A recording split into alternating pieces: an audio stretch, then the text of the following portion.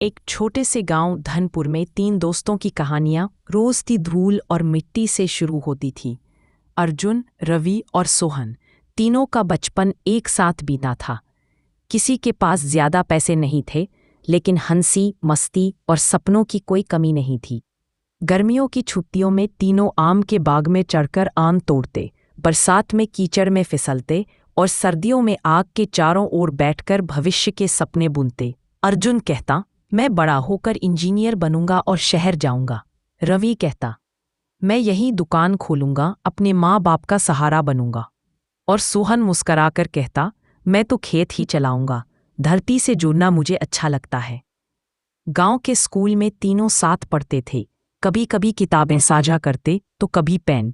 जब किसी एक को डांट पड़ती तो बाकी दोनों भी सिर झुका लेते।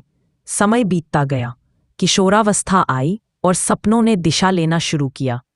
स्कूल की पढ़ाई खत्म होते ही जिंदगी ने तीनों के सामने तीन रास्ते खोल दिए।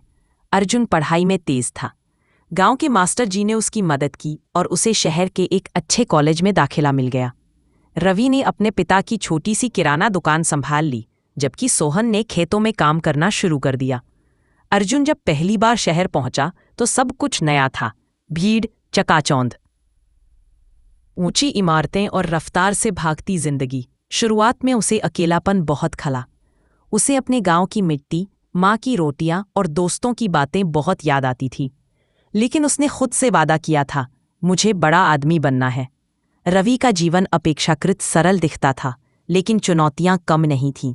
दुकान में मुनाफा बढ़ाना, ग्राहकों से व्यवहार करना और पिता की उम्मीदों को पूरा करना उसके लिए यही असली पढ़ाई थी। उसने धीरे धीरे नई चीजें सीखीं, कैसे दुकान का हिसाब रखा जाए, कैसे लोगों से रिश्ता बनाया जाए।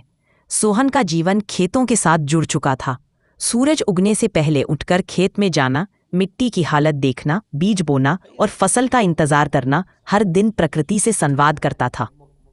वह अक्सर अर्जुन और रवि को खत लिखता था, यारो, मिट्टी अब भी वैसी ही है, पर तुम्हारी कमी बहुत महसूस होती है। तीनों अपनी अपनी उड़ान भर रहे थे, अलग अलग दिशाओं में, लेकिन दिलों में एक दूसरे की जगह आज भी पक्की थी।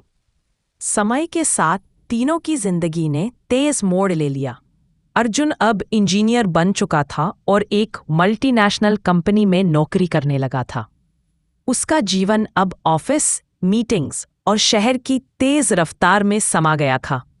रवि ने भी दुकान को एक छोटी पर सफल जनरल स्टोर में बदल दिया था।